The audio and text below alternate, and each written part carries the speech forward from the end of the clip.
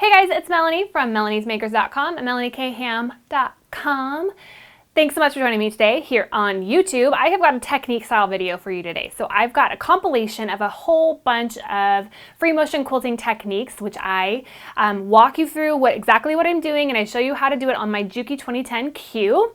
So I will put the time code in the description box if you want to refer to a specific pattern or a specific one that I do. Also, these techniques were taken out of my Sunny Star Quilt Along, which I wanted to let you guys know will be reopening in January. So here's the quilt. Just really quickly, I'll pop in another picture of the full thing so you can get it. It's my quilt along, and we just wrapped the first round, and I'll be reopening it in January. So if you want to sign up for the wait list, I will have the link down below. If you're watching this video later on, you could check the link below and just see where we're at, if it's open or if the wait list is up. So take a look at this video, and then I would love to know in the comment section if you guys like these technique style videos. I'm planning and prepping my videos for 2018, and I would just love to know your input, where you guys are at right now. Do you like these sort of quick technique kind of videos? I can put these up a lot faster, but I also know that you love your project videos where I show you how to do a project from start to finish. So of course there will always be a combination of both of those types of videos here on this channel, but I would just love to know a little bit of input as I'm doing some planning, what you prefer. So let me know in the comment section, and then yeah, let's just get on with it. Here is the free motion technique video with a bunch of really awesome motifs for you to do.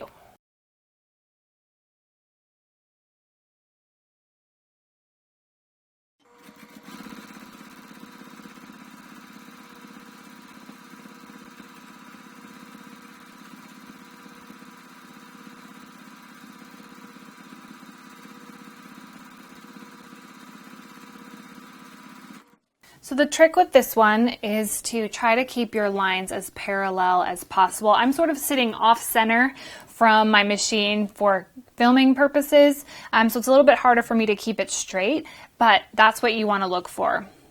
A nice round curve, and trying to keep this line going down as straight as possible and keeping them about the same height going all the way across. Okay, so that would be sort of a back and forth, like a ribbon candy has more of a flare on the top and the bottom. And also, don't be afraid to mark your quilt. So if you want to grab a pen and mark it, feel free to do that. Just make sure it's one of the water soluble quilters type of pens. And let's do like a figure 8 real quick, since that's sort of a similar look.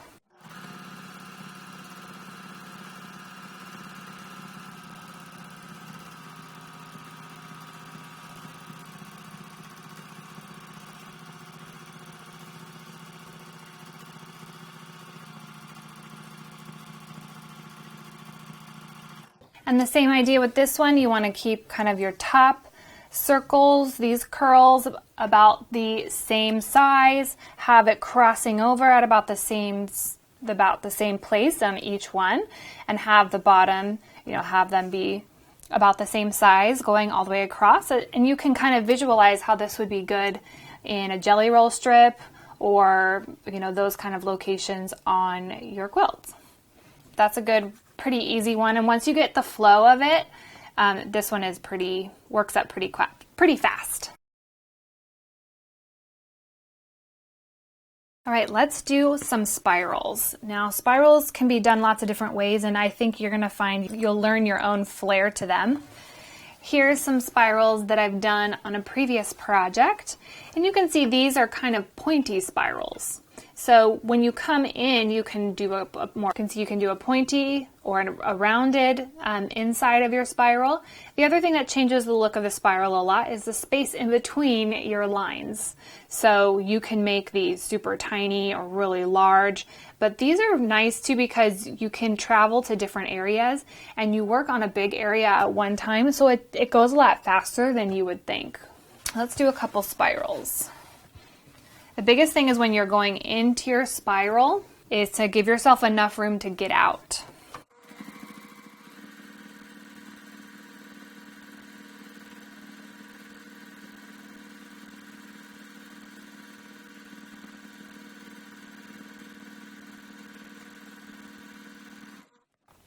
You can see I got a little bit close here. No big deal. Do not worry about those little blips. That's just going to happen once you get going on this motif.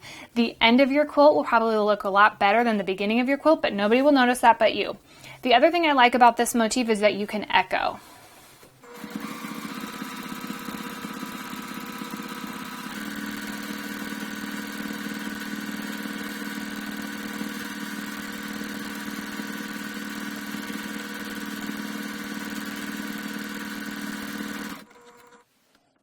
So there are some spiral shapes.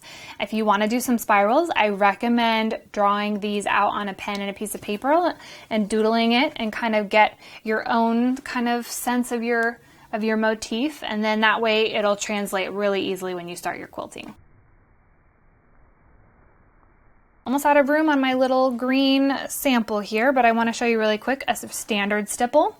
And a standard stipple, which I don't see it a ton anymore, but it was a really popular way to quilt for a long time. It's basically a meandering pattern, but you don't cross over your stitch at all.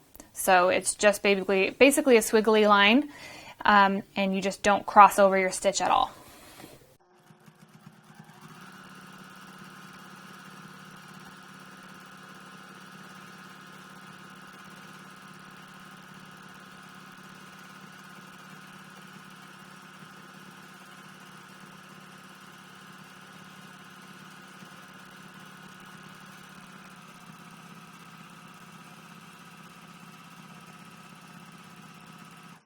So there is your all over stipple pattern, and the same kind of thing. Everybody's personal touch will add to it, and it will look a little bit different for everybody. You could make these little curves really roundy, or you can make them a little bit sharper. I feel like a lot of times when I've seen a lot stippling, people's stitches end up looking like puzzle pieces, so they have a lot more roundy pieces. Mine looks like a topographical map. So, you know, everybody's going to be a little bit different. Same thing, draw it out with a pen and a piece of paper first, so that then you know how, when you get into a tight spot, like how you might get out of that. So that will really help with parts of your quilting. And remember, if you get to the edge, so let's say you get to the edge of your quilting here, you can finish up your threads, just tie everything off and travel to another spot.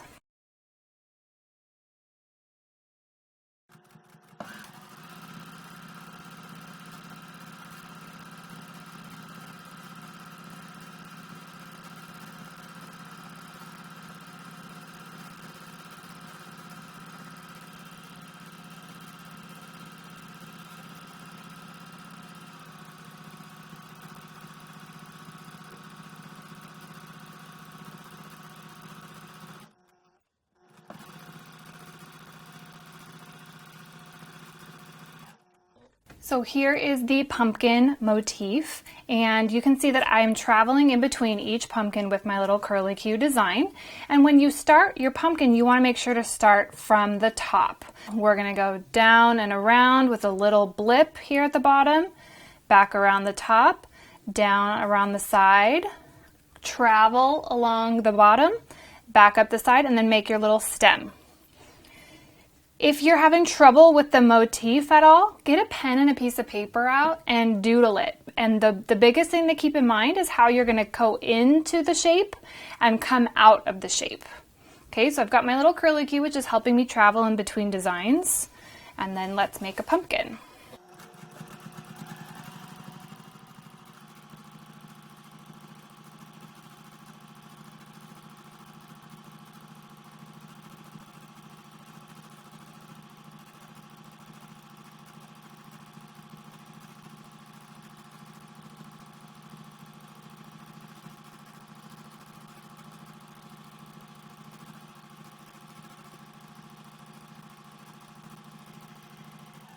And that's how you would create the pumpkin patch design.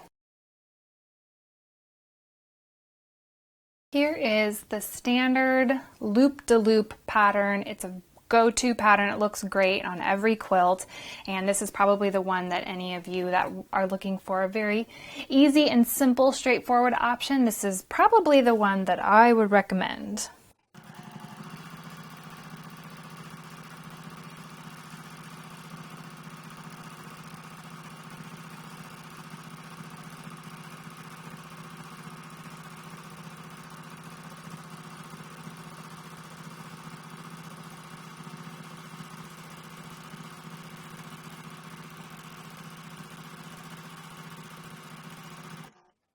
The great thing about the loop-de-loop is that because you can take your loop in any direction that you like, you can easily come back around, fill in little spots, go along the edges. Make sure when you're testing it out to double check all of your stitching on the back side of your quilt sandwich to make sure everything looks good. But this is a really great option for free motion quilting. It's a really good beginner one.